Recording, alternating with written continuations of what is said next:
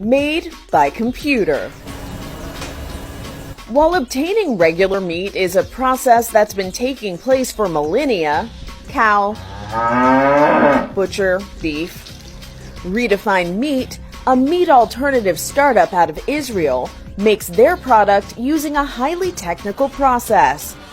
The mix of soy and pea protein, chickpeas, beetroot, nutritional yeast, and coconut fat is formed into steak-like shapes using a 3D printer. Our goal is to become the largest meat company in the world just by harnessing technology instead of animals. Meat substitutes are not new, but unlike the soy-based crumbles that mimic ground beef, Redefined Meat's product is designed to act, taste, and cut like flank steak. This is the holy grail of alternative meat. But the most important part, how does it taste? This diner was happy. The texture feels